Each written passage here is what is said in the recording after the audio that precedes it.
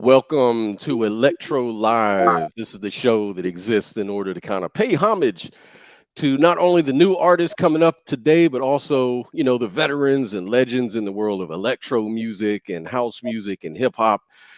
Tonight, we have another great guest. This is my man, Jay Quan, who is a hip hop historian. He's a content creator on YouTube, music curator, I think with Sony Music. If I got that wrong, correct me. Awesome, man. Awesome. And I want to also say that you're an excellent writer.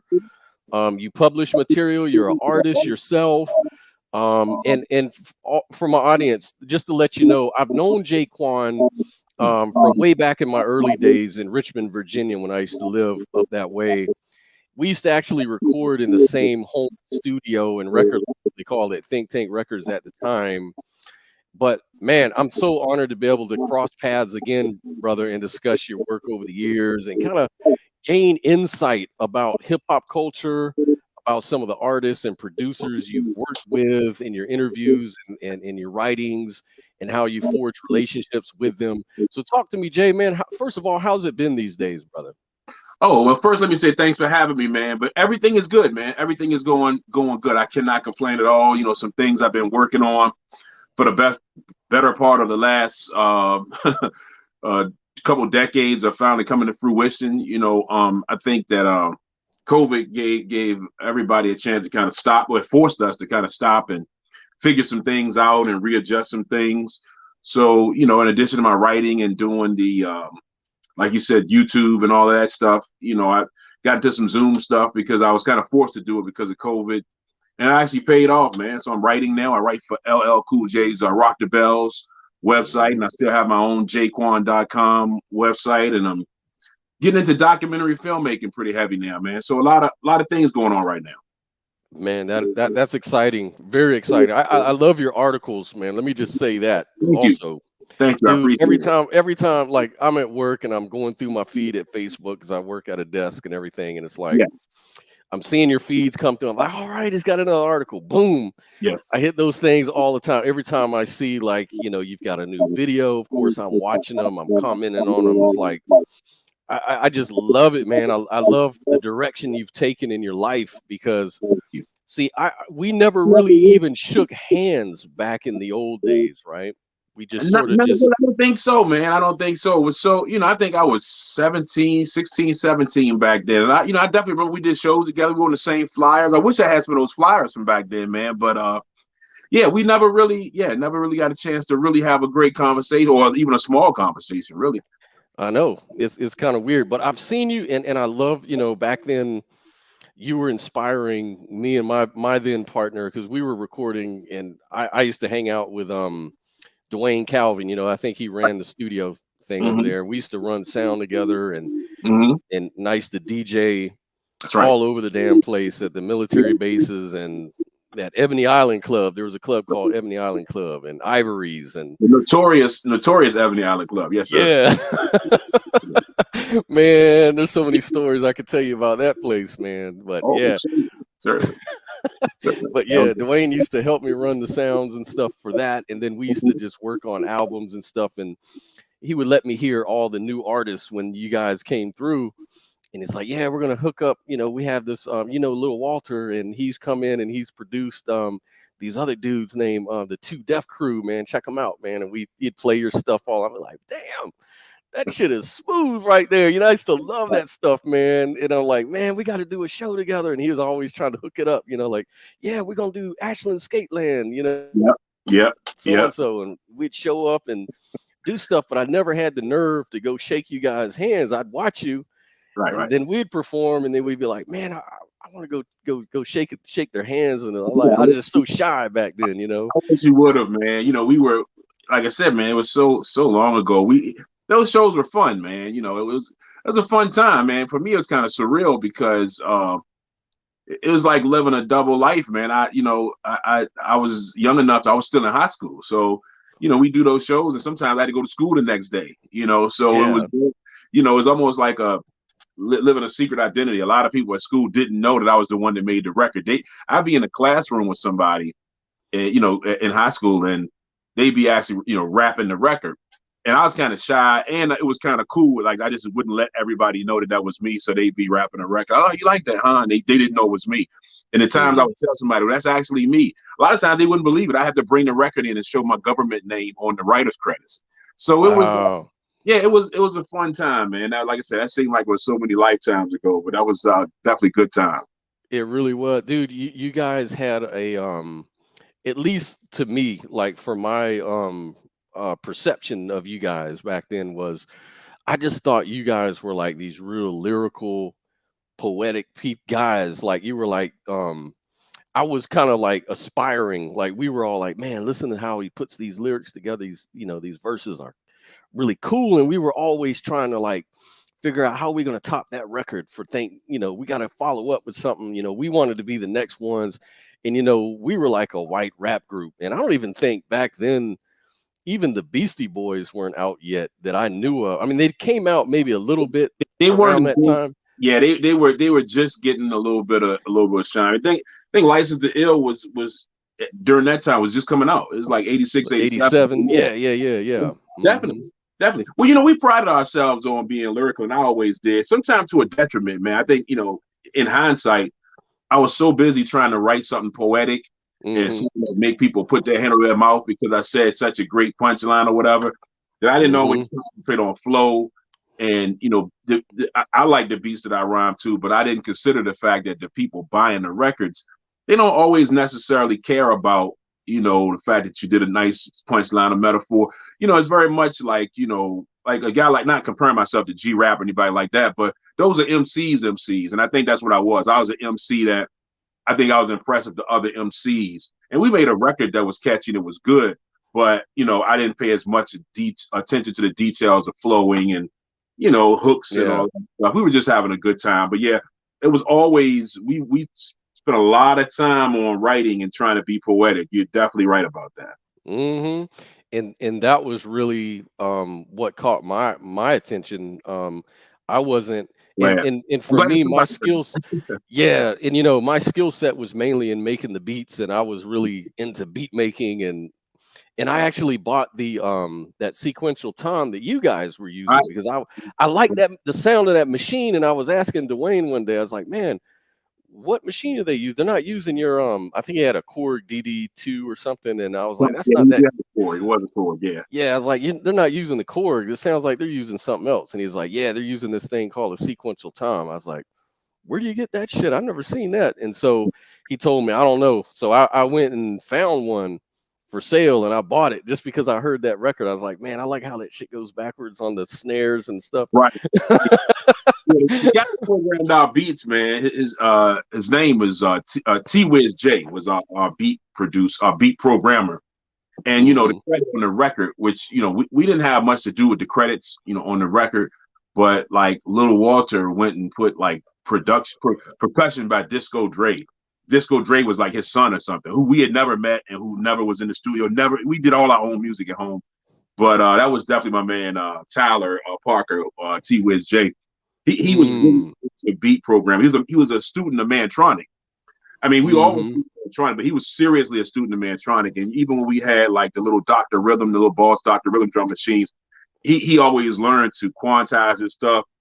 Certain programming was always very, very complex, and he intricate, spin the stuff backwards. So our hi-hats would go backwards, and his beats were crazy. So yeah, but that's all we did, man. We went to school. I didn't do a lot of homework when I got home. My homework was, coming home, writing. Well, I wrote rhymes in school too. It's amazing I even made it through. And then when we came home, man, because we all lived in that Westover area in Southside Richmond, proximity of our homes to each other, we could walk to each other's homes in like 15, 20 minutes. So we all either meet up at my house or Scratch Master D's house, and take the drum machine over there. And we started with a Boss Dr. Rhythm, but it had a thin sound. We didn't like it, so we got the sequential tom. And we go over and the rhymes I was writing at school, I lay them down at Scratch Master D's house and my house, and we put the beats to them. And the genesis of all of those songs was always Scratch Master D would always make these mixtapes, and like literally mixtapes, not like what you call a mixtape. Now he was really mixing on it. Yeah. So he would take like an R&B song and mix it with the drum machine. So he Mm-hmm. mixed Don't Look Any Further by Dennis Edwards. He mixed that with the drum machine. And Mm-hmm. the mix he did, I'm gonna write something to that. And that's how Slow and Mellow came about, or that's how it was supposed to be. It was Mm-hmm. supposed to be us rapping over Dennis Edwards. But then when we got in the studio, Lil Walter, he was an R&B doo-wop guy from the '60s. So Mm-hmm. his mentality was that way. So he was like, "Well, you can't put the record on the record." I'm like, "Yeah, we can. We're not gonna, we're in Richmond. Nobody's gonna know. We can go under the radar."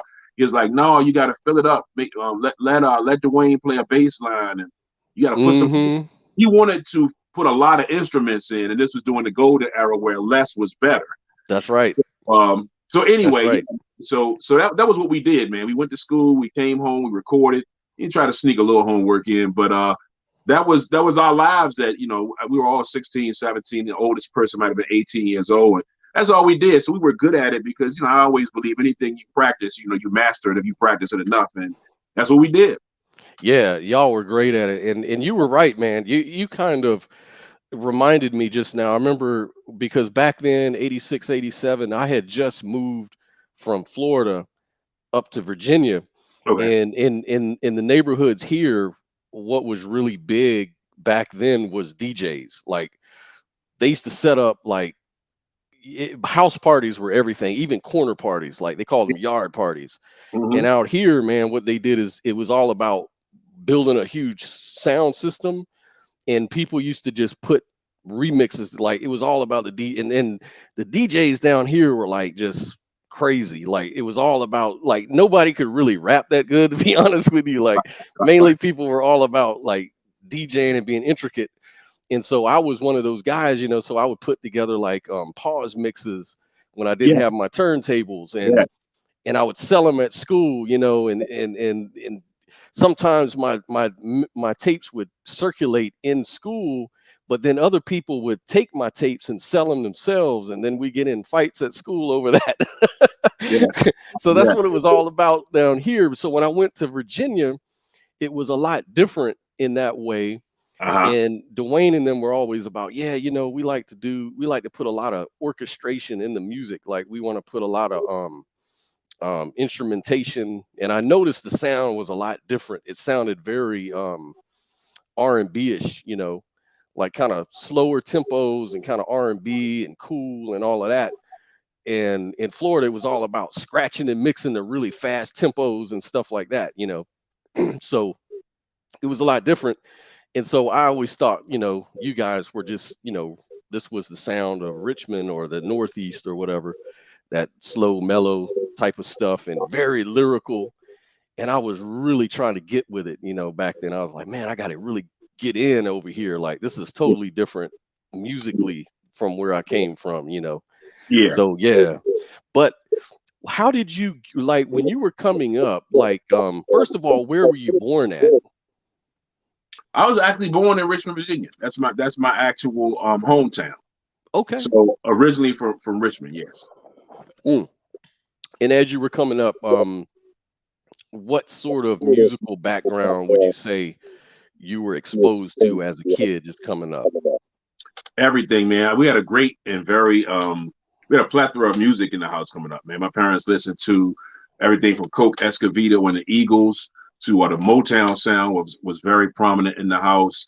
A lot of jazz, Donald Byrd and Grover Washington Jr. and Ahmad Jamal. A lot of jazz music, a lot of jazz, a little bit of Miles Davis. My mother was into Hendrix. I couldn't understand Hendrix. I was, I was a record collector. Probably, I think I was 8 or 9 years old the first time I got my real first, not really a turntable like a professional turntable, but a record player. And from there, I would, collect my little records. And my parents were buying them, but it was my little record collection. So I was very serious about my record collection by the time I was 8 years old. And then a few years later, when I was old enough to get a paper route, most of my money was devoted to catching the bus downtown and going to G.C. Murphy's or Album Den or Bohannon's and picking up records. And by then, rap records had come out. So, I was buying a lot of rap records. But, before there was any such thing as rap, there was some of everything in our house growing up, and a lot of jazz, a lot of like Afro-Cuban stuff, like Samande and mandrill, and just some of everything. A lot of, and that influence once hip hop, got to where it got to, especially with sampling and stuff like that, I had a little bit of leg up because I already knew about Herbie Hancock and the Headhunters and stuff that people were looking for. I saw those records in my parents' collection growing up. So very diverse musical household I grew up in. Man, Headhunters was so ahead of his time, man. Like when I got into music, of course we'd hear the Rocket, and all the stuff that he was doing. And as a kid, I was like, I want more Herbie Hancock stuff. Like, what else do they do? Expecting to hear stuff like that as a kid. But I heard jazz, like the Headhunters, but I was getting into it. I was like, wow, this is really, and I would just listen to that stuff every day, man. Like, oh, he was a phenomenal jazz. And he got me into Spiral Gyro and oh man, yeah, other jazz records.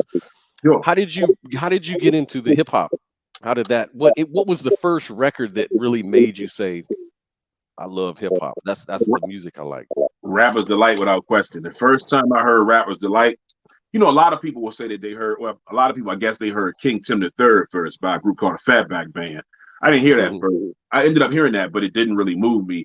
Rapper's Delight was the one that caught me. And like I said, because I was so young, when Rapper's Delight came out, I was 8 years old. It came out in September, I believe, of 1979. I was about to turn 10. About to turn 9. I'm sorry.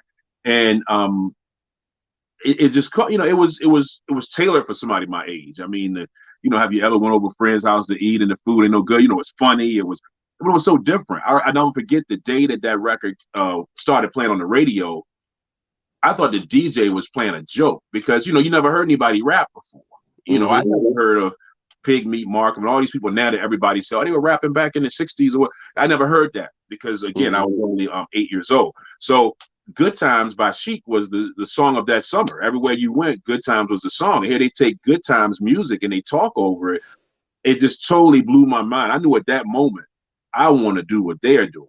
And I started writing my little rhymes. And really, I was taking a lot of stuff that rappers were saying. Like by the time the Breaks came out in 1980, a couple of little records that come out and everybody had the same little sayings, I call them community rhymes. Everybody would say, yes, yes, y'all, to the beat, y'all.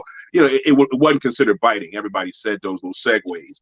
So I write a little something and, put my little yes, yes, y'all in it. So by the time Curtis Blow made the Breaks in 1980, that was one of the first times that there was an instrumental song on the flip side of the record, because before that, those Sugar Hill records would have a long version and a short version.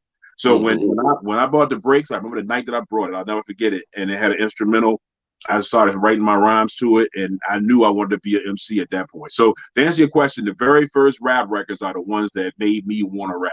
From day one, when those, in 79, when those first batch of records came out, I knew I wanted to do that. And I can tell you're a avid record collector. Like some of your stories that you tell about how you go in, it just reminds me of exactly the way I was. Like I would just buy anything because I would just look at the labels and say, oh, it's got the word scratch on it, or something like that, or certain artists that I'm familiar with, or even producers that you'd be, because you didn't have like these records playing on the radio, or you didn't have a way to listen to them beforehand. So you were always taking a chance buying a record. And I bought a lot of weak damn records, man. Like precisely. I tell people that all the time. There was no real listening station like there became later. And most of this stuff wasn't playing on the radio unless you had sold a lot of records like the Sugar Hill Gang and you were on American Bandstand and Soul Train. There was a lot of rap records that just were very underground.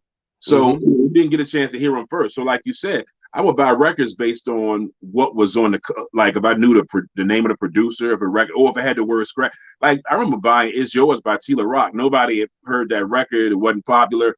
I looked on Africa Bambaata's name, had Jazzy J's name, and there was a version called a Scratch Party Death Mix. And the word scratching was enough. I was like, it's got to be good. It's got a scratch version. and I Yep. bought it and it blew my mind. I remember buying Egypt by Egyptian Lover. Had never heard of the Egyptian Lover, had never heard of Freak Beat Records, but he had a song on there called What is a DJ If He Can't Scratch? And I was like, this is Hmm. gotta be good. Look at the title. Yep. And those records, luckily those are classics to this day. But like you said, in that process, you bought a lot of stuff based on the label it was on. It was like, oh, this is garbage, So Hmm. yeah, definitely Oh I yeah. can speak to that. Oh, absolutely. And for me, like especially when I heard Planet Rock, when that song came out, it was like phenomenal, right? And it became like a big, huge change and shift in the whole music industry. And then it was like everything I was looking for was like in that genre. And it just grew from there, man. It's like as the music changed and I was just looking, and in Richmond, you know, I forget the name of the radio. Uh there was a Kiss FM. They used to have DJ contest, and um It's 96. Kiss Yeah, 96, that's what it Kiss was, 96 right. Master Mix contest. Yes, sir. Yep. Yep. I submitted mixed content into those contests all the time. And yeah, that was the way that you could hear it. That was the good thing. My dad told me too, when we were moving from Florida to Richmond. He said, "Are you gonna like it, man? Because you all that music you love, you're gonna have access to that." And I didn't know why, because there was a distribution, and he knew that because I think he worked with someone who was from Richmond, and they were really into hip hop. They were really into rap music at the time, and they were telling him, "Yeah, they have some sort of distribution from New York, so you're going to get a lot of these underground records." And he was telling my dad this, and my dad was just relaying the information. It's like, because I couldn't really get down here, but just the main record, just the main stuff, unless it was like local artists from, like, say, Miami or somewhere in South Florida that were doing stuff. But we weren't really exposed to a lot of the stuff that was going on, like, say, in New York, except for maybe just Run DMC, Curtis Blow, the main guys. And But that's all I was familiar with. it's interesting that you say that, because I've always maintained, I maintained it more recently, is in talking to people, mainly because, of the invention of the internet, just talking to people from everywhere in the country. I found out that I assumed everybody was getting the same records we were getting. Like, I tell people all the time, Mm. the record came out in New York on a Friday. By Monday we had it. Like, we were very. I remember I used to get tapes from WBLS and Kiss in New York. DJ Marley Hmm. Marley Red Alert Station, and the records they were playing. If I heard a record, like I remember hearing Just Ice Latoya for the first time on one of those tapes. And by the time I went to look for it in the store, we already had it here. So there Hmm. is something about here. I don't know what it is, but there's states that are below us, like you said, Florida and other states, where they didn't get the underground stuff. They were only getting the major label rap, which would have been Curtis Blow. And even Hmm. though DMC was on a independent, they still had major label promotion behind them at one point. But yeah, we were getting everything. So, like, even New Yorkers will wonder all the time, how are you from Virginia? You know about this record or that record? I'm like, hey, we got it all. So I really love that little pocket that we're in. I used to love that pocket that we were in, where we got all of that good music, because we really did. Yeah. That's kind of an interesting thing that you mentioned, because if you think about it, like, a lot of different regions of the United States had established early on, like, their own sort of style and sound. Yes. And I think maybe part of that was because they didn't have the exposure, except for just the main records, like you were saying, from New York and these bigger labels. And maybe just out of necessity, people on the street, I know they did here in Florida, people would just come up with their own beat. Like, there was just not a whole lot to choose from as far as records. And so many people and so many artists were doing it. They were just going for what they know. Like, the biggest record was what? Planet Rock. So everybody was, and that's all we ever heard. So everybody was trying to make Planet Rock down here, right? So it was Mhm. just always a rehash of that. And it kind of developed its own little style, right? Yeah. But Yeah. Richmond sounded very New York, even from the local artists, I think, because we were so exposed to New York records all the time. And so it I was say that easy all, for us to get with it. I said it all the time. It helped us and it hurt us. I'd say that it helped us later on. Like, by the time you had like Missy and Pharrell and all Hmm. those people down at the beach, the Neptunes, they because of Timberland, they found their own. With Timberland and others, they found their own niche and their own sound. We never had our own sound. You're right. It's very New York. Like for us, I guess if New Yorkers heard us talk, they might, laugh at our accents and say, "Oh, you guys are kind." Well, not Divine. Divine was from Brooklyn. He was a transplant to Virginia. But me, they would probably laugh at my accent. But when they heard me rap and when they heard our beats, we, and the fact that we had a very proficient DJ, you would assume we were New Yorkers. But one good thing, we got everything here. Like we got, like I grew up on Shy D records. He was out of Miami making those records. Yep. Of course, all the electro stuff, like you said, Planet Rock, but Clear by Cybertron, and you mentioned Man Perish earlier. All those records, Hashem, Al Nafis by Hashem, all of those records, in the breakdancing time, especially 83 through 85 when breakdancing was really popular, carrying a big boom box was popular. Those up tempo records were the records that we would dance off of, and that was the music, Clear and anything with the vocoder, voice and the up tempo beats. That was the breakdancing music, and we got it all here. That's like at high school talent contests down here in Florida, right? That's what rappers would rap over, like all those Cybertron records and all those. That's what they use. I mean, all the way up to throughout the 80s, like all the way into the 90s, they were just rapping on Clear, and it's like everybody was doing it like that, Incredible what different regions embrace, man. I know in Detroit that music was big. The electro music was really big in Detroit, which like I said, a lot of it was coming out of Miami, and then of course John Roby and Arthur Baker in New York with the Planet Patrol and all of that stuff. So yeah, man, that was great times in music. It was very very diverse, and the other great thing back then was it was the MTV era. So a lot of music I would probably never really embraced without MTV, like Duran Duran and the Thompson Twins and Simply Red and all of that music, or the Go-Go's. I was heavily into all of that. I might have a rap tape with Thomas Dolby. I might have a tape with Thomas Dolby and all that, and Run DMC all in the same tape, because the music at that time wasn't segregated. Billy Joel, and Michael Jackson, what was ever hot at that time, it was a lot less segregated back then. It really was, and it was just an innovative period because hip hop was going through so much transitions every year. It would seem like the style was changing up. Like we had the drum machine era. Then we had like the sampling era. Then we had, went back to the drum machine era. Then, it just goes on and on. It did. So who was your first really big artist that you interviewed, and how did you get that interview going? Like, how did that happen? Because I know in the 90s, you had your own blog back in the 90s on the internet. So basically right around 95, 96, when the internet started getting really popular, and everybody still, all you had was dial-up modems. It took you like 20, 30 minutes to get on, AOL or whatever you were on. But back in those days, I had done a search, and this is long before YouTube or Google or definitely long before social media, decades before. And I searched for rap music and hip hop, and 2 or 3 things came up. It was something on Run DMC and something on KRS-One. And at that moment, I knew I knew the internet would be big. I just felt that it would.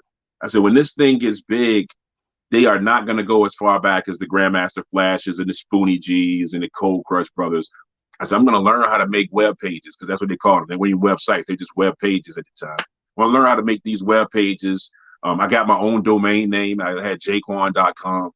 And I just started putting up not interviews, but little bios and discographies of artists that came out before Run DMC. And it got popular, and it got actually popular with the artists who I was actually chronicling. They saw those things because, again, on the internet, nobody really at that time had gone that far back. People, old school is a relative term. If you're, depending on how old you are, my kids would think that, my kids think anything that came out 2 summers ago is old school, because that's how fast things move these days. So I was putting up a lot of that kind of stuff, and nobody was going that far back. And Curtis Blow saw what I was doing, and he got in touch with me and said, "Hey, I love what you're doing." And I said, "Hey, how about an interview?" So I interviewed him, and he said, "Hey, you're good at this." I don't know his exact words because it was almost 25 some years ago, but he said, "You're pretty good at this. Would you like to talk to Melly Mel, who's my favorite MC of all time?" I'm like, "Of course, I love to talk to Melly Mel." So he gives me Melly Mel's number, and I interview Melly Mel. And Melly Mel gives me his brother Kid Creole's number, and it starts a chain reaction like that. Then I met a guy named Troy Smith from Harlem, who is a collector of like the live tapes from the days before rap or the early days of rap. And he saw me on the internet, and we started to collaborate. And he would cover like the New York kind of underground side of things, and I would cover the rap records, because my claim to fame was, hey, I got probably every rap record from the first 10 years of rap. So, me and him did something together for a while, and then, we separated. I continued to do my own thing. But yeah, Curtis Blow was the first one to see what I was doing in that first interview I had. Wow, that's being forward thinking. Like you were ahead, you were jumping on something that nobody was seeing at the time. So that was actually ingenious, man, because you could foresee the internet wasn't going to slow down and it wasn't going to go anywhere, which you were very right about that. And being the first one to really be a hip hop, historian, that was just perfect, because they wanted to have that vehicle too. I can understand that. That makes a lot of sense. Right. And I think, did you do an interview with Chuck D from Public Enemy? Yeah, back around that time. Yeah, not that early, but I did interview Chuck D early, like around 2001, 2002. But you got to remember too, I knew Chuck D since I was like 17. That record, when we made the Two Def Crew record, Chuck D and those guys, and all of anybody who was prominent and touring at the time, they were stopped by WKIE, which is, of course, our label mates, the Z Rock crew. On WKIE, and our record was very popular on WKIE. So when Public Enemy came through, the members of Public Enemy used to work at a station called WBAU in Long Island, where they're from. And they asked, El Bravado played the record, and Chuck said, "Hey man, I like that. Can we get a copy to take back to New York with us?" And they took that record back and they played it on WBAU, which got us some exposure in New York. But the next time that they came down on tour, I think Nation of Millions might have just come. No, Rebel Without a Pause had just come out right before Nation. And because we were doing shows and everything, we were down at the Coliseum, and El Bravado introduced us to like Chuck D. I remember shaking Chuck D's hand when I was 17 and meeting Rakim when I was 17. And so yeah, I interviewed Chuck D, but at the time I had already known Chuck D. I was like early 30s. But I had known Chuck D since I was 17, and he remembered me, from there. So yeah, I've interviewed some of everybody, man. Chuck D, haven't interviewed Rakim, but I've had conversations with him and met him. And I work with the museum in DC, and we did an induction ceremony. I inducted Rakim into the museum. But anybody in that first probably 10, 15 years of the music, man, for guys with Cold Crush Brothers, Spoonie G, all of the guys from Grandmaster Flash and the Furious Five. I even interviewed the people from the Tom Tom Club, who basically are like half of the Talking Heads, Yeah, man, I've interviewed like several dozen people, because I've been doing this, like I said, for 20-some years, man. More than 2 decades I've been doing it. So, yeah, man. Yeah, I saw the interview you did with Arthur Baker. That was really, really interesting too. Yeah. I put a snippet up of that. I actually have not finished editing that. We did something like what me and you were doing right here. And I want to go back and put some music in and, I'm kind of edit it up a little bit. But yeah, he told me some really great stuff, man, because, as a kid, man, I always had a million questions about what kind of drum machine is that? How do they make the scratching sound on Looking for the Perfect Beat? And I got a chance to it feels like being a little kid to be able to ask these guys questions I wanted to know the answers to since I was like 12. So it's always I'm fanning out a lot of times when I'm talking to these guys. Yeah, it's the same thing when I was interviewing Man Parrish last night. Just asking them, like, how did the whole dog thing come out? Like, that really caught on from hip hop bebop, and then we heard Planet Patrol, and and it, he was telling me how that whole little thing got started, and just so many things, like recording in the same studio with Africa Bambaataa and Arthur Baker and them, how they would use his keyboards, and they'd use each other's vocoders and different things like that. Yeah, it's like really interesting stuff, man. Like, wow. Great days, man. Great days. And do you have? Oh, and I saw MC Shan. Your interview with him was really, really nice too. Really, everybody that you interview, you do the best freaking interviews, man. Thank you, man. Yeah, yeah. MC Shannon, I interviewed him by telephone, but then once COVID hit, I kind of converted everything over from doing like written interviews to doing Zoom interviews. So I did a Zoom interview with Shannon as well, and that was very, Shannon's very entertaining, so that was entertaining. Just Ice was a very, very interesting interview. Yeah, with Zoom. I saw that. Yeah. I've interviewed the Crash Crew, the Fearless Four through Zoom. Davey DMX and Hurricane, I interviewed them through Zoom. Yep. Yeah, man, a lot of great artists, man. It's an honor to be able to talk to those guys and pick their brains, man. I was with Davey DMX and Terminator X the end of last year, and two of my favorite artists, Def Jam alumni, and to be able to, nobody really ever heard Terminator X talk before. That was his whole thing. He speaks with his hands. So to be able to have a conversation with Terminator X and, get just standing there with his Terminator glasses on. right, man. Freaking awesome, man. Great. Yeah, I love it, man. I love it. Yeah. So tell us a little bit about the hip hop museum and what you were doing with that. How did you get into that? What is that all about? Let our audience know a little bit about that too. Well, the Hip Hop Museum in DC is now called the National Hip Hop Museum. You got two hip hop museums, one in the Bronx, one in DC. I did briefly work with the museum in the Bronx, but DC was easier because of the close proximity. It's only 2 hours up the road. But basically, the DC museum, the way I got on with them was there came a time when I was doing my written interviews.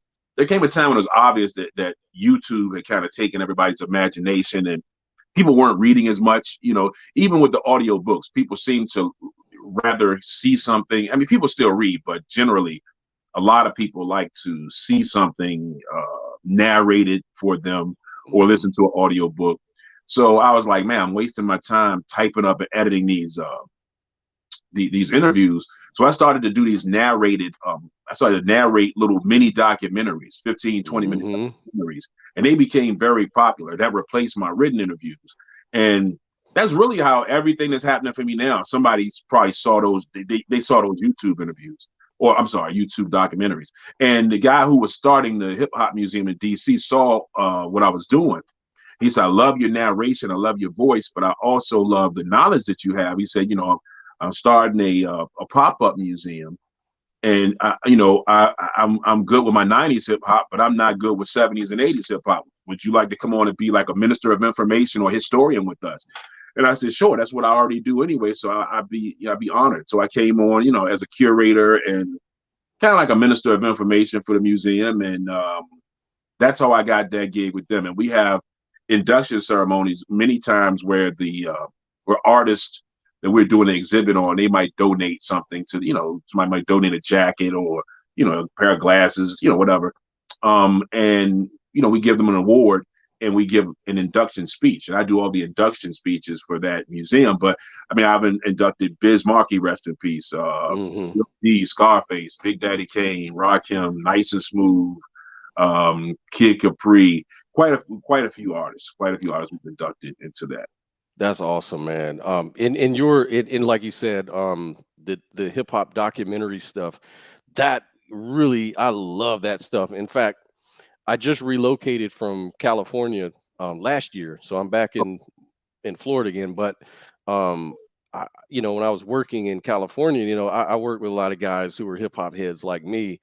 And I used to turn them on to your video. Like, we come after work and go check them out, man. And like, because they've seen your stuff about New York and stuff. And they're like, yeah, we'd have talks, at the water cooler about it all the time. Wow. And they're like, yeah, but he don't know nothing about this West Coast, though. That's the only thing. And I'm like, yeah, he does, man. I'm telling you. And then you came out with the series. Yeah. And they were like, they loved it, man. It was like, we were like, see, my man, he knows all this stuff, man. I love the series about Mantronics. I was another real big fan of Mantronics because he was a beat creator. Incredible producer. Yes, sir. Yes, sir. So you've got so much great wealth of information on the internet, and hats off to you for that, man. That's I appreciate it, man. It's glad to know that people appreciate it. There were times before I got to the point where I'm at now with writing and being seen in more places. A lot of times it felt like a waste. I'm like, wow, man, this music, 40 years old, man. Rap, hip hop as a culture will be 50 years old in a couple of years, and Mm-hmm. recorded rap is over 40 years old. And I just wondered at one point, does anybody really care about what happened in 79 and 80? So to see that there are people who still embrace it and still, want questions answered about it, it's a good feeling. It validates what I'm doing. It makes me know that I'm not just, just talking to be talking, man. So I'm glad that people are seeing and hearing it and appreciating it. Dude, you're inspiring me. That's why I'm doing this thing too. I'm trying to also follow in your footsteps and pay homage to classic hip Sure. hop people as well as electro music and house music. That's kind of like my little niche on it, I guess. Yes. But Yes. because that's what I was into as well. So Sure. Sure. yeah, you're an inspiration, and people really do dig that stuff like 100%, man. We're Yeah. out here, and keep it up, man. That's what it's all about, man. I appreciate it, man. I appreciate you for having me, man. Much thanks to you. Oh, no doubt. Now, as far as the being a curator for Sony Music, tell us a little bit how that happened. How did that happen? That happened right around the same time, right around COVID, man. What happened was, as most, I think it's 3 or 4 labels now. Used to have so many record labels, but all the independents were acquired by bigger labels. So I think Universal, Sony, and maybe one more out there. They kind of control everything. So Sony had acquired like Jive Records, Kumo D and all of those guys. I mean, KRS, a lot of people on Jive. Mm-hmm. And he also acquired Profile and several other rap labels. And what ended up happening was they acquired this music, but they had no real context of how to explain to people what it was. Like they had Run DMC's whole catalog and, the Fresh 3 MCs, all the stuff Pumpkin did and Jekyll and Hyde, that whole, and then like I said, Kumo D and KRS-One, BDP, Schoolie D. And this is a corporate entity that has all of this urban music that's 40 years old. They don't know how to translate it and to people. So what they wanted to do was remaster this music and make it available for streaming, because most of those, much of that music you can't find on any streaming services. So what they needed was somebody to put a context to, okay, this song by Pumpkin and the Profile All Stars is XYZ, and it's the Fresh 3 MCs, the Disco 4, it's the first Posse record. So they saw my YouTube content. That's exactly how they found me, and they reached out and told me what they needed, and I said, hey, I'd be happy to do it. So they would let me know what they had ownership of, and I would write up a context of like Kumo D's Go See the Doctor. It predates How You Like Me Now, and it was his first big solo hit. So I was kind of a translator in that way of that music to people. So that's how I got that gig. Well, man, they got the right man on that job. That's for damn sure. Again, it's real, because this is the music I grew up on, man. This is the music that, riding our bikes to phono booth records over on Forest Hill Avenue and catching a bus downtown. We were big me and my best friend, the guy who I told you made the beats, Tyler.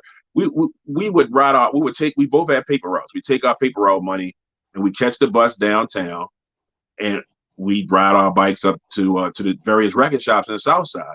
And this was a weekly ritual. In a weekend, you knew we were going to buy and collect records. So, I have a pretty good memory. I never forgot the little factoids about the record. So to 40 years later, or 30 years in some cases, for Sony to own that stuff and need somebody to do the explanation on what it is, I'm like, man, that's the music we grew up on. So, it was an honor to do it.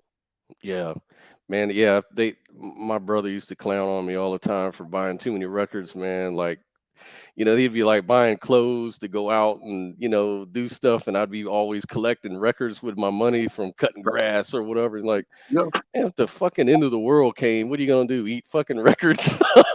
Hey, there you go, man. My money like was candy. records and the arcade. That's where I live, man. At the record store and the arcade, dropping quarters in, in the Pac-Man machine and, Dig Dug and all of that. Those were my passions, as a 12-year-old growing up in the 80s. That was great.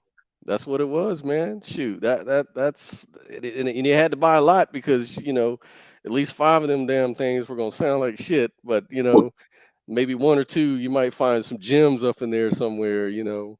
So That's right. that's what it was, man. But yeah, those were some really awesome times. Yes, they Now, were.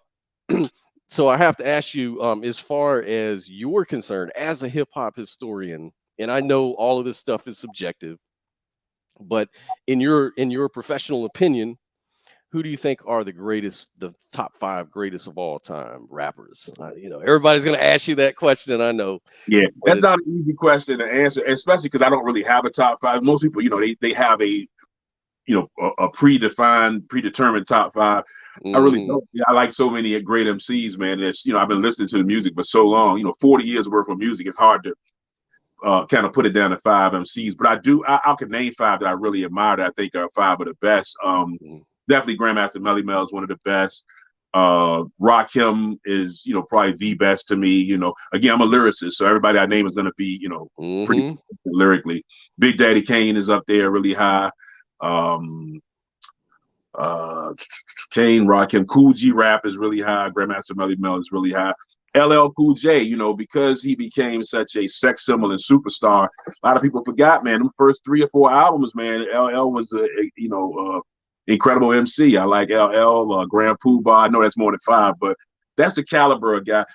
One reason I don't kind of engage in the top five hmm conversations, a lot of time people don't have any context. Like some people, what I've learned over the years is some people are basing theirs on record sales because somebody will name somebody and I'm questionable, like, well, he's not really lyrical. And I was like, well, no, he sold this many records. And I'm like, oh, so and there's nothing wrong with that. You could say how could somebody be great if they didn't sell records, but you can also, I know guys who didn't make it to the NBA, but they're great basketball players. So, right. what's your criteria? Are you basing it on their stage presence? I mean, now I'm not asking you that. I'm saying like hmm rhetorically, are you based on stage presence, record sold?